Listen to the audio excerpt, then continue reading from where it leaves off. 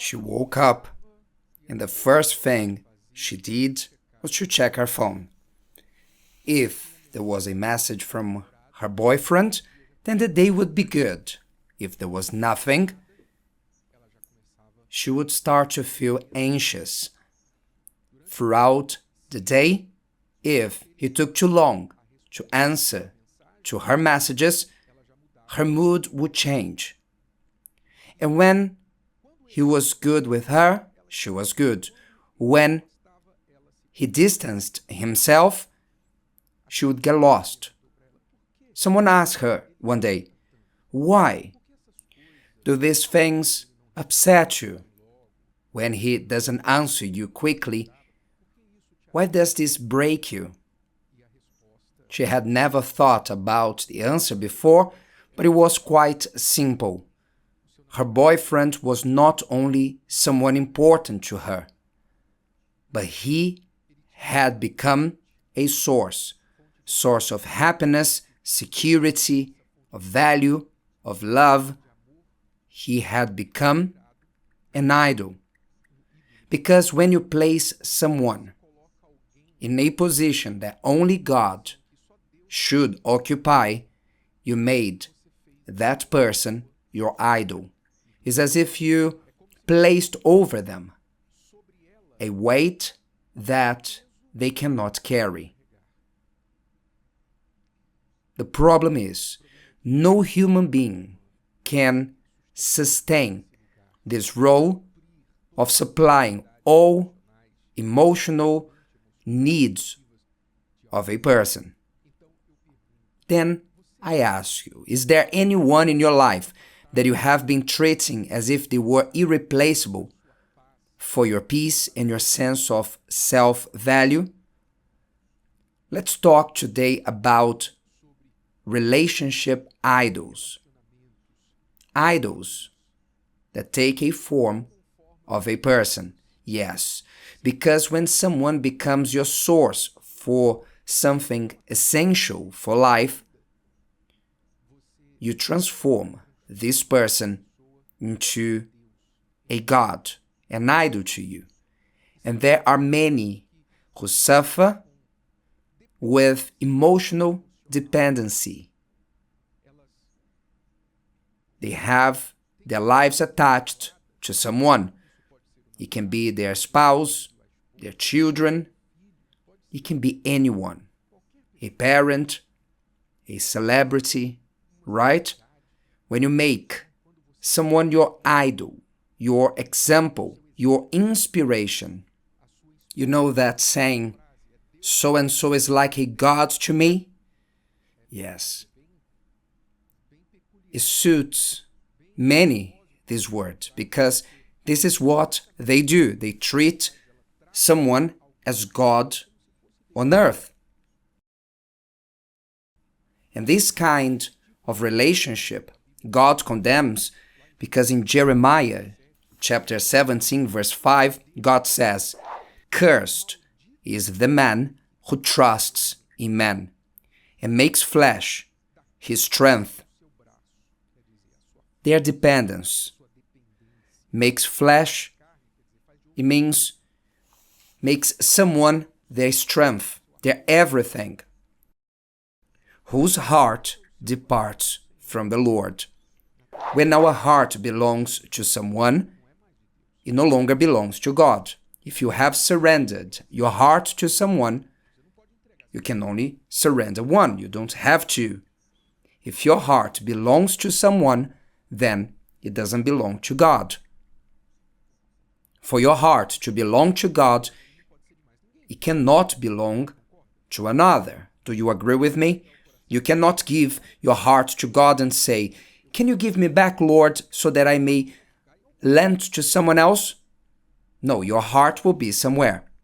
So when it says, "Cursed is the man who trusts in man and makes flesh his strength, whose heart departs from the Lord," this verse shows us that dependence on someone is idolatry. For you to place your life in the hands of someone, for you to make that person your everything on earth, makes you an idolater. You place your dependence on someone who cannot guarantee what you expect from them. We always hear of cases of when someone lost someone, perhaps their love. We hear this a lot in the world. Something happened to someone who they were in love with. They passed or they left them. So that person who was in love loses their sense of life. So they also want to die. They want to end their lives.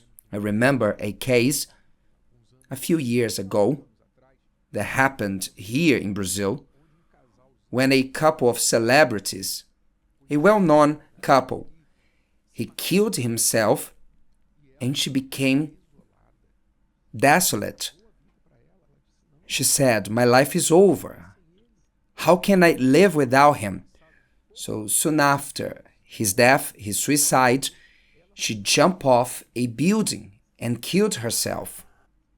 These stories are tragic, but it reveals a spiritual state of human beings when a human being makes another human their God.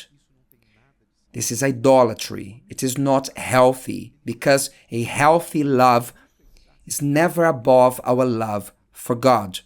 When someone asked Jesus what is the greatest commandment of the law, Jesus said that there were two. First, you love your God with all your heart, with all your strength, with all your understanding, and with all your soul. This is the first and greatest commandment, to love God above everything and everyone. It is not because God is selfish, narcissistic. No, it is for our own protection. It's to safeguard us, because only Him can answer to such a love. No one else can do it. Whoever you place in the first place of your heart and you make them your God, they will disappoint you, because they cannot answer to it, because they are not perfect, they are flawed like you. At least they will die, perhaps before you, because they are human. They cannot answer to your expectation. So when you place them somewhere where they cannot fulfill the expectations, and you can disappoint them as well. This is what happens to many Christians who made their pastor, their religious leader, their God. They placed that person in God's place. Then something happened to that religious leader, and they disappointed them, and it was over for them. They left the church. Now no church is good. All churches are the same. They are all hypocrites, fake. They left the church because they were disappointed with men. So why were they going to church? Tell me, you who left the church because of a person, who were you seeking in the church? You left God because of a person? What kind of relationship with God did you have? No, I haven't left God. I only left the church. Well, but Jesus said that the church is the house of prayer to everyone. It's His body. So you won't find any perfect church or religious leader. Never. The problem is when you attribute to them perfection. You place your trust in flesh. If you look at me or anyone else, you will find flaws. When we look at the Bible, we see that Abraham, Peter, Paul had mistakes, but Jesus. Then you demand from people what only God can give. What do you expect to happen? You will always be someone who is disappointed, bitter, who is always discontented and says, I don't believe in anyone. Why these? Why men? Why women? Yes, but you too.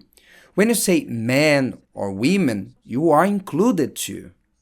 You are a human being. You expect from people what only God can give, so you always will disappoint yourself.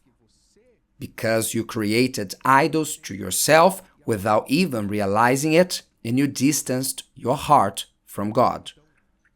So you, who are emotionally dependent on someone, whoever that person might be, let me ask you, do you love them? Do you admire them? Do you have any strong connection with that person, or do you depend on that person to exist? They have become the air you breathe. Be careful with idols in the form of people. If you lost the will to live after someone passed, that person was your idol. You must surrender that person to God and make God the first one in your life. If your boyfriend, husband, someone left you, and you are there with no desire to do anything, that person was your idol. You placed them in God's place. And when you go to God, all you can tell Him is about them. You only want to talk to God to bring that person back. Bring that person back, my Lord. Bring them back. God to you is only a means and not the end. God is not a means. He's the beginning and the end, the Alpha and the Omega. He's not a means to what you want. Take those who you made them idols in your heart, whoever that might be, including religious leaders. Don't be in the hands of religious leaders, dear friends, of gurus, online prophets, someone who say they are fortune tellers, prophets that tell you, consult me first before doing anything. Cursed is the man who trusts in man. The word of God warns us, cursed is the man who trusts in man. You are bringing a curse to your life when you put your trust in someone, and distances your heart from God, because you only have one. If you have to surrender your heart to someone, let it be to God and no one else. I really love Christiane, my son. I love many people in my life, but my heart belongs to Jesus, not to others. I love them in a healthy way, in their due place. When we talk about relationships, we need order. First God, and after the others. If you mix up this order, you will bring a curse to your life. If today's video helped you and you know someone that could benefit from it, share it with them, and if you haven't subscribed to the channel, you may do so now. See you later.